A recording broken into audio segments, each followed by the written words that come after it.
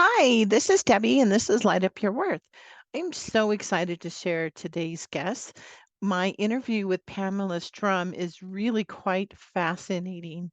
If you like science, if you like to understand what sacred geometry is, how we are connected to each other, and how does this apply to us on an everyday basis, it's all here and more. This interview really was powerful that I've broken it up into two parts. So this week is the first part where we really dive into understanding sacred geometry with sound and frequency. She brings in a representative with a toy. So if you're able to watch it on YouTube, highly recommend it so you can also see that. We talk about the toral spear around all of us with the energy fields and how this all is expanding into our DNA and how that is supported with epigenetics. So lots of science here. And if you've ever questioned how you're able to help break a pattern or a mind mental loop about a pattern, we're going to touch on that as well. So stay tuned as we get into this really delightful chat.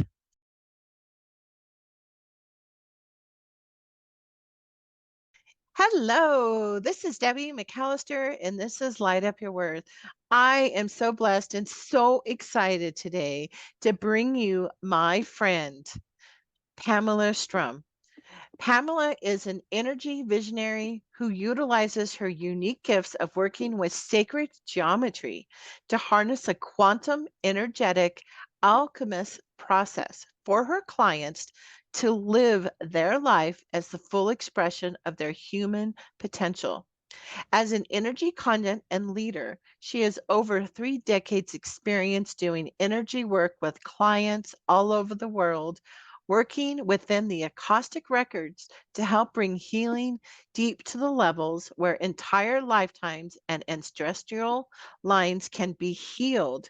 She brings her unique intuitive ability to access the very formation structures of her clients' energy fields to restore the integrity of what she calls the client's soul print, the master plan of their expression potential with her energy modality, grid light healing, allowing clients to hold the highest frequency of energy in their human structure and live from an expanded perspective. She works with light energy workers with her modality, light years, unwinding energy lines to prepare her clients to access the very origin point of creation so that they are able to easily exit the matrix of illusion and embody the fullness of their intended divine sovereignty and superpowers. In addition to her modalities, Pamela works with plant medicine as a licensed herbalist and an acupuncturist. Welcome, Pamela. Thank you, Debbie. I'm Wow. happy to be with you. Yeah. I am so excited. We've known each other for several years now. And so I just feel so blessed that I'm able to have you join me and share the energy work that you're doing and just making such a positive impact in a time that is so needed and feel so blessed. So I'm going to jump in because I'm sure there's somebody when I first started off who are on the word like, what is sacred geometry? And Yeah. I wanted to see if you would just help lead us through and help us all understand your perspective of what that is.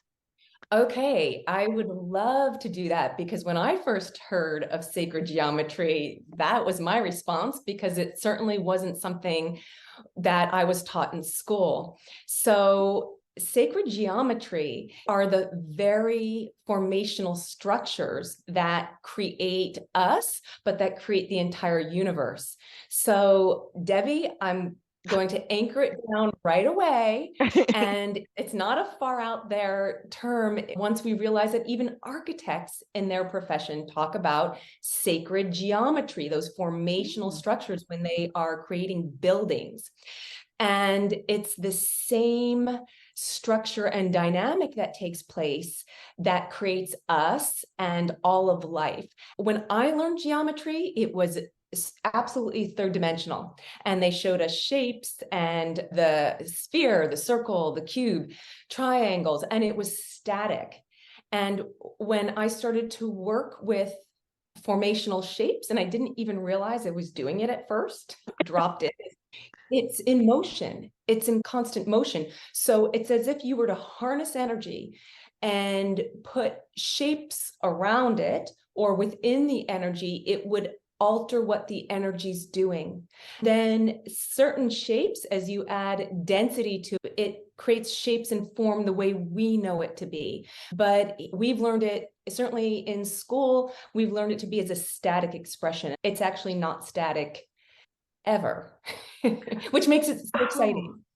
oh, that is exciting. That's really, as you were talking about it, I thought back to myself. I had geometry and I think I was sophomore in high school, right? I actually struggled in that class, even though I liked math, because I couldn't conceptually see the shapes and how it applied to real, as a 15-year-old girl interested in boys, right? So when you say that, it's something like, but I do appreciate the architectural design of buildings and historically how they were able to create things. So my brain is trying to like wrap that around both ideas of how I can like absorb it and integrate it into my mind to understand.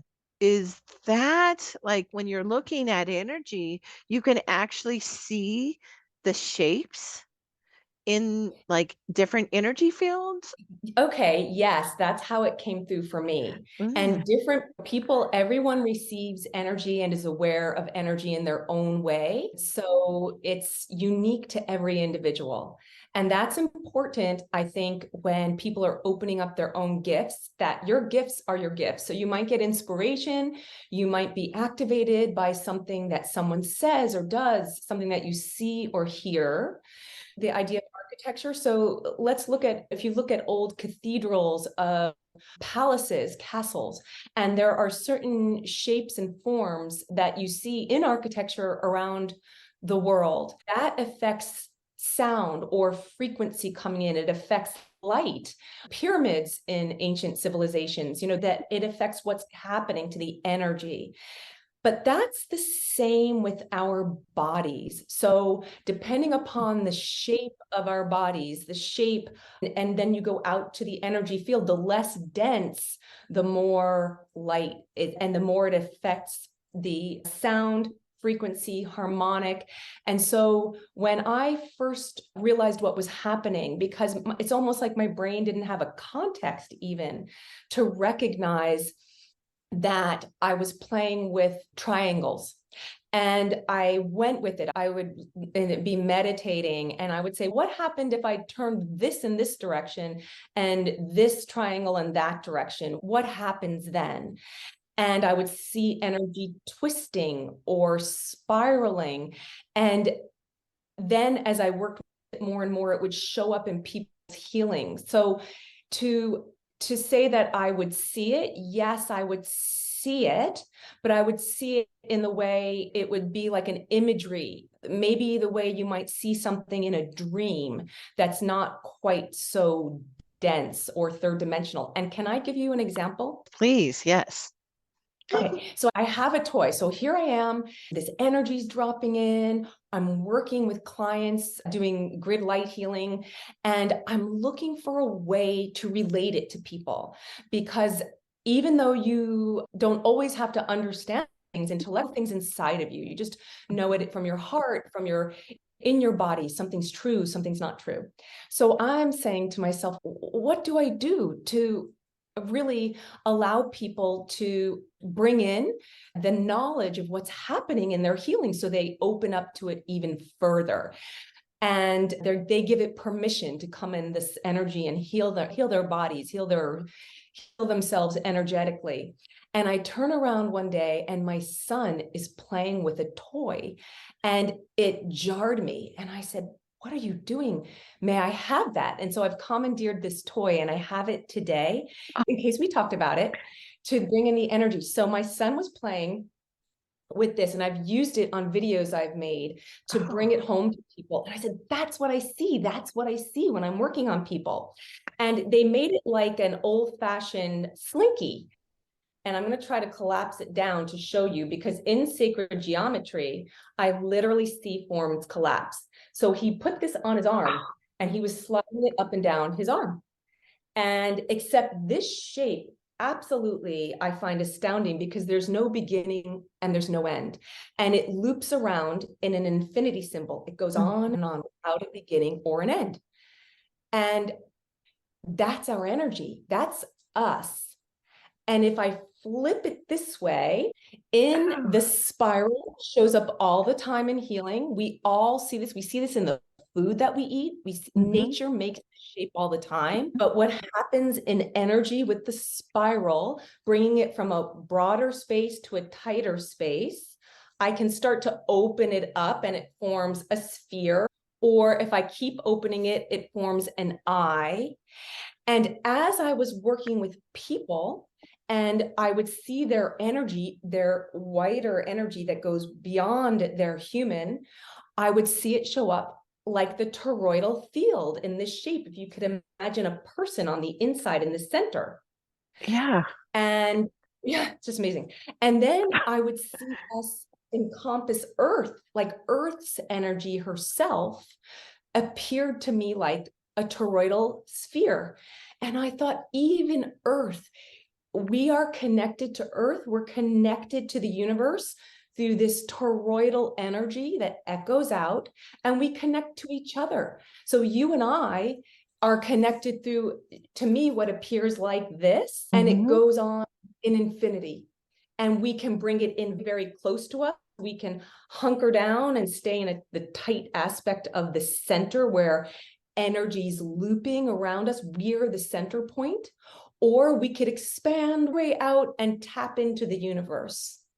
Wow, like, I am sitting here, audience who's listening, like, with my mouth just open, Like, what the like, heck? poof, What? like, my brain is, "Oh my gosh," like, I'm not new to working with energy, and I had never seen it or understood it at how you were able to then show me visually with this, like, slinky type toy of that expansion.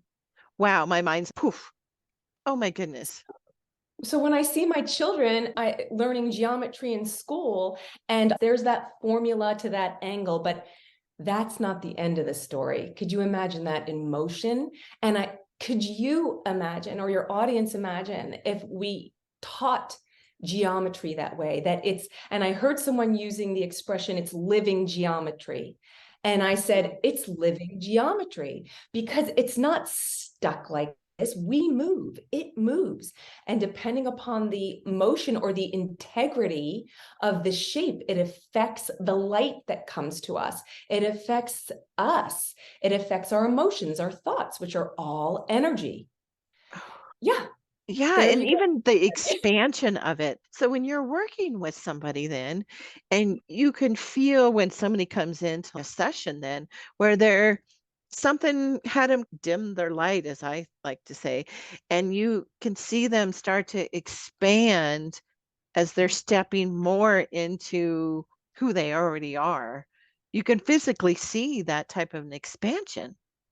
Yes, I see it as energy flowing through the toroidal structure. So if someone is, when I've worked with people, and let's face it, when we experience healing, and I believe we all heal ourselves. For me, I'm a conduit, or I hold space for people for their healing process. I'll feel it or see it. It depends how it comes through to me, as either sometimes there's not integrity in the structure anymore. The structure's been compromised. So I'm going to just go off onto science a little bit to Mhm. make it relatable for people, is that we have this two-stranded DNA that we're taught in school. And finally, in epigenetics, we're realizing that there are more strands to us. We are coded within our DNA structure. So could you imagine if at least 12 strands that are suggested were active? We harness and have the capacity for enormous power and potential.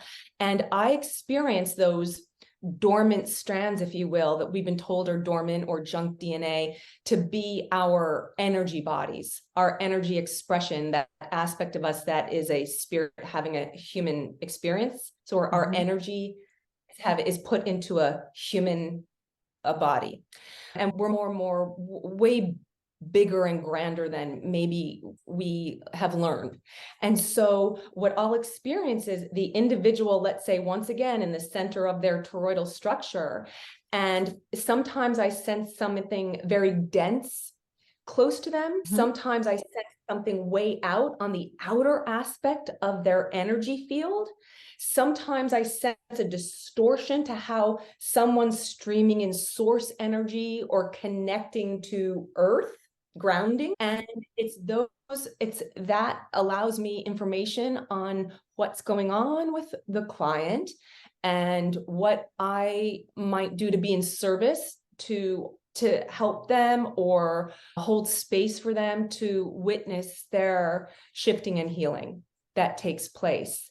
And it's beautiful because seeing someone's energy field and witnessing the energy really loosen up and see light come in or expand, it's magnificent. I love what I do. Oh, that's amazing, because sometimes you run into somebody that you haven't seen in a while or talked, and you're like, wow, there's something. What is this? What, you seem lighter or brighter, or it's almost like when somebody falls in love, like they're all of a sudden their energy is, sometimes I've realized it's calmer, it's happier. It's really dependent upon the person. They feel more grounded, or they just seem generally, I don't know, even connected to themselves.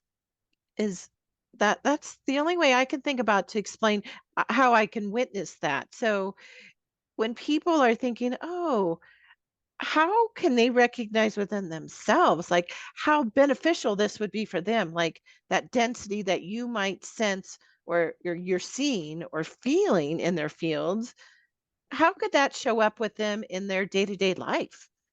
I'm going to give you an example. I was working with someone in the Akashic Records energy. So let's say that energy that holds a very pure space of everything, every word, thought, deed, aspect of us that's held in some type of, let's say, universal library of what you might have heard of, that metaphor of the Akashic Records, but the energy is very clear. So we have access to ourselves this way.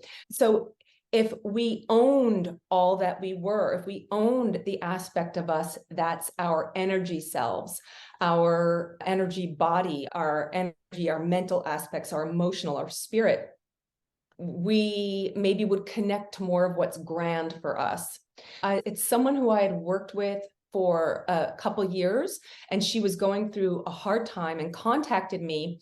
And it was as if she was experiencing a lot of anxiety and depression. So maybe those are very common emotions that are coming up in this day and age, where it looks like the world is a little wonky and it seems like things are falling apart, which is not how I view it. Some people might view it that way in a very third dimensional perspective. And to me, it seemed like she was on a mental loop, and the mental loop triggered a thought process, which then triggered her body to go into a panic mode. So we write these stories for ourselves if we live in every moment. So right now is the now moment. I'm here talking to you, Debbie, today. So anywhere else, if I'm recalling a memory, that's what I would be. Time exists in a linear third dimensional fashion. It's the past, or I can jump into the future if I'm thinking about what I'm going to do later in the day. So we bring these programming we have into our nervous system. It gets wired into or programmed in our nervous system the same way the toroidal grid is an energy system. Our nervous system is an energy system, and it gets triggered with frequencies. Energy, the frequency of the energy, pulls in our experience. So we have emotions, we have ways of thinking, and those emotions pull in a certain energy that sets off a looping in our body, in our emotions, in our thinking, emotional loops. And so that's where healing really happens, to Oh. break that patterning where we have trained ourselves to react instead of respond. And what I'd like to really stress, the beauty of it is in every single moment. And this woman said to me, she's so powerful, or I perceive her power. And she said, I don't even believe in my ability to heal myself. Mm. So I paused and I said, you absolutely, every single one of us can heal ourselves by being present with ourselves in the moment. And then in every moment, we make a choice. So let's say instead of keeping super, super busy, so we never take that moment alone with ourselves, we're always on that hamster wheel running, go. You decide to pause and simply breathe and be with yourself, and maybe step out in nature, in the sunshine, something so simple. Practice gratitude. So I said to her, start truly in your heart, looking at what you're grateful for, and say it out loud. I'm Mm. so grateful that that flower is outside my window and I can Mhm. look at it. Simple, simple. And you'll notice that your energy will calm down and you'll come back into your heart, as opposed to being up here. Think, bring it to your heart, take a breath and breathe. And put your hand on your heart if that helps you, and simply witness your life instead of needing to interpret it, figure it out. What's next? Oh my gosh. And we launch into a story. And if the frequency of our story is a more dense story, a story that has triggered fear in us in the past. Oh no, that sensation means this is wrong with my body. We'll go into that and we'll pull proof of that into our what we see on the outside of ourselves. But if we make a higher choice, a higher frequency choice, there's a sensation. What would you like me to know, sensation? What's the message? And we stay calm, we work our way, and maybe then respond with a higher interpretation. Thank you for getting my attention. Thank you for the message. And bring yourself back into your heart and stay present. And then what's on the outside of you, you'll bring solutions, you'll bring positivity to you, because it really starts from what's inside of you. It's on Mm. the inside first, Yeah. and we project that to the outside. Most of us take a look on the outside and go, wow, and we forget to come inside, that it originates on the inside of each and every one of us. That was so full of so much wisdom and practicality of how taking the energy work and how it actually applies to us every day, and being able to then see how we can break our own stories, our own patterns, and how it shows up that loop that then triggers the physical response in us, and how the work actually can help us break those patterns. It's That's just really profound of, if you're starting something new, or if you're making changes in your life, you realize you're trying to make changes and you keep getting stuck. Like, why did I fall back into this pattern? Why was I working on releasing excess weight, for example? And then I find myself, why did I just go to the bakery and go buy myself a cake? There's one of me. Why do I need a cake? A whole cake, right? It's those stories that somehow we've triggered it in our nervous system and that energy field. And I love that you mentioned food and cake. I love food and cake. So Because what we do now, I love cake. We tend to shame ourselves, and we've been taught to shame ourselves, and to speak to ourselves in ways that really bring us down, bring our energy low. One thing to, with anything with our energy, I'm going to share something a Native American friend of mine said, and it always stays with me: to be a warrior on the edge of your consciousness, Mm. because it is moment by moment, and it's not always easy when you first start out and you become aware of how you're thinking or your behavior, but it's simple. And I promise everyone, as you practice, the easier it becomes, and it is easy. We are in the energy of being supported. So it doesn't have to be something that takes forever. So if I'm about to have cake, and in the past, I used to beat myself up over eating cake, and then I would eat more cake to just make myself feel worse about it. Instead, bless the cake. Once again, gratitude. I am so grateful in my life I get to eat cake.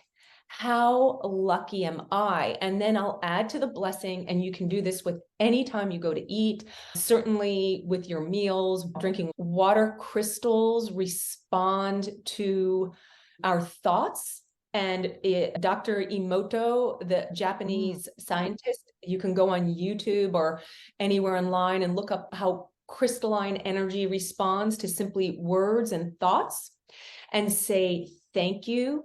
And may, when I consume this food, when I eat it, may it be for my highest and best good.